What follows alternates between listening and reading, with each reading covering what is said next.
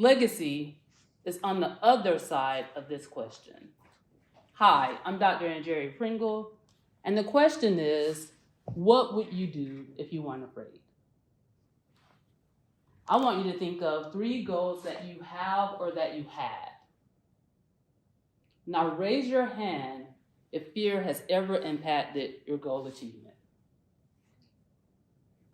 Chiretti, the CEO of Chiretti and Logan, stated that fear erodes our ability to optimize choices, think big, and create value.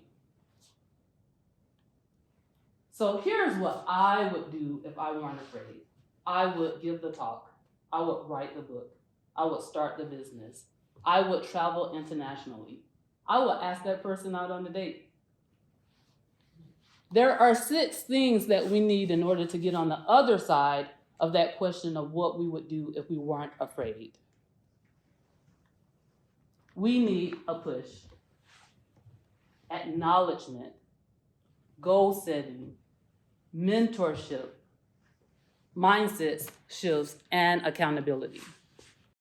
So when I was in the 6th grade, I was a remedial math student. Ironically, now I'm a remedial math educator, but back then I was a student. And my aunt came to me and she challenged me. She said, I need you to stop being afraid of it. I need you to change your attitude about it. And that one conversation changed my life. My aunt gave me a push. She acknowledged me in a way that up until then I had not been acknowledged. Up until then, I felt invisible, but my aunt was calling on her investments in me, and she was removing that cloak of invisibility. We already had the goal of me doing better in math, but my aunt was challenging my mindsets. She wanted me to think differently about how fear was impacting my ability, but more importantly, she needed me to think differently about myself. By virtue of our relationship, her being my aunt, she was my mentor and she was holding me accountable. I had the 6 elements. Fear tells us lies about our identity and our ability. And this is an ongoing conversation that I have with God where he says, fear erodes identity, and when people don't know who they are, they don't know what they can do. This became my mandate. This became my mantra for my studies. It became my lens as an educator. I wanted to increase my students' confidence and decrease their anxiety. So I created a curriculum. It's a 16-week curriculum with 5-minute exercises that we complete at the start of each class. We do 2 of these exercises on the first day of class. So I want you to imagine the first day of class. My students come in and some are terrified because they believe the lies. Lies that they've been telling themselves, lies that their previous experience may be telling them, possibly even lies that their teachers or their parents have told them. Yusamaki and Nason, there are researchers who stated that peers, parents, and teachers serve as the environmental factors of math anxiety. So you see, I need my students to be someone differently for themselves so that they can do something differently. I give my students a push. We challenge fear, procrastination, and laziness, and these 3 have a relationship. In the areas that we're afraid, we tend to procrastinate or avoid, and through avoidance, those areas become areas of inactivity or laziness. Now, am I calling you lazy? No. But in the areas that you are afraid and you leave unchallenged, yes. We must be intentional to be activated in the areas that cause us fear. So while you're challenging fear, procrastination, and laziness, I want you to think about this. Ask yourself this question. What is procrastination costing you? Because procrastination has a cost. Right? So what is it costing you? My students and I do this exercise where we look at the intrinsic and extrinsic cost of procrastination. And so the second element that I want to talk to you about is acknowledgement. I acknowledge my students. I ask that they bring their whole persons into the classroom. And this is so important as so many of them might be traversing the world as if they're invisible. But I get to say to them, I see you. I acknowledge them in a number of ways. I read their bodies. So if their bodies have question marks on them, or if their bodies are exhibiting fear, we speak to that. We create a safe environment because in my class, they have to see it, hear it, do it, teach it, so that they can own that material. And teaching can bring its own level of anxiety. We address that and build their confidence. So earlier, I told you that we do 2 activities on the first day of class. We do goal setting. I ask my students to make 5 holistic goals. So I don't want just academics and I don't want just career. So some of my students say, I want to be a better parent. I want to be debt-free. I want to be a business owner. The second activity that we do that day is set expectations. I have expectations of my students that we go over every day. They set expectations of themselves. They set expectations of their classmates. They set expectations of me as their instructor. And I tell them to think of what they really need in order to succeed. My students evaluate their goal progress. They give themselves grades. And I say, be honest. Because later on in that semester, we're going to do this activity where we realign our goals. We're going to look at our thinking and our actions, and we're going to check for misalignment, and then we're going to re-envision that goal. At the end of the semester, they grade themselves again, and they set new goals because I need my students to be in the habit of making good goals. Now, the greatest enemy of goal achievement is the battle of the mind. So we engage in growth mindset and grit. And this is important for my students because I challenge their language. Some words can't be spoken in my class. I challenge their perception of themselves and their abilities. We work on goal and habit development, which in turn speaks to their character, and then we see goal achievement. Now, Schroeder of Forbes listed 12 benefits of having a growth mindset. I'll highlight my top 3. 1, see obstacles as opportunities. I really like this because I know typically our fight or flight gets enacted when we face challenges. And so I think we should look at our network of connections to see how we can address that challenge. 2, we need to develop grit. My students take the grit assessment and I ask them 3 follow-up questions. 1, is your grit score a true reflection of your grittiness? 2, can you define grit and perseverance for yourself? 3, how can you improve your score? Now, grit is a good essential component for my students, but it's an essential component for any student. My dad has this saying, he says, a degree is not an indicator of your intelligence, but it's definitely an indicator of your stick-to-itness. Yes, that is not a word, but it works perfectly for this. Life is happening to us all. We must be ready to persevere.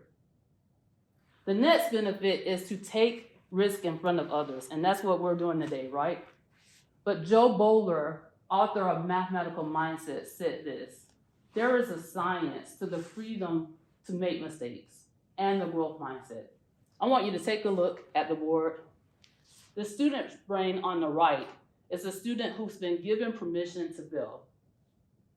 They have a growth mindset. The student on the left has a more fixed mindset or experience.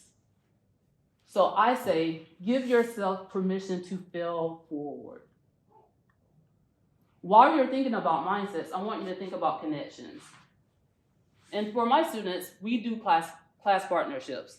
And I say that it increases accountability, motivation, and support, and adds an extra layer of intentional, individualized support for each student. So for my students, the 5 goals really helps with this activity. As they listen to people introduce themselves with their 5 goals, they can select a class partner based on their value system. But most do it based on proximity. But I started class partnerships my 2nd semester teaching collegiately. And I use this analogy. If I'm walking along and I fall, then I have no assistance. But if I'm walking with someone, then I have help. So they don't have to have more than one class partner, but they need one. That first semester, 4 students elected to be class partners. I said, go for it. Throughout that semester, unfortunately, one of my students would suffer a miscarriage, and her class partner and his wife rallied behind her. During that same semester, they will also experience a miscarriage, and she rallied behind them. The benefits of class partnerships did not come from a mandate. It did not come from a requirement from me. It came through connections. So it's through connections that my students are able to challenge fear, procrastination, and laziness and see goal achievement. So my students had the 6 elements, but I want to know your story. Earlier, I asked if you had some of those 6 elements. Let's see. Well, maybe. Can you guys shout out some of the 6 elements that you have? A push, acknowledgement, goal setting, mindset shifts, mentorship, accountability. Do you have any of those? Goal setting, accountability, good stuff. Goal setting, mentorship, good stuff. push, Mindset shifts, anyone? Good stuff. A push, you, good stuff. Okay, so if you don't have a push, take today as your push and your acknowledgement of your goal achievement. I am living proof. I was a remedial student who graduated with her doctoral degree, who now teaches remedial students.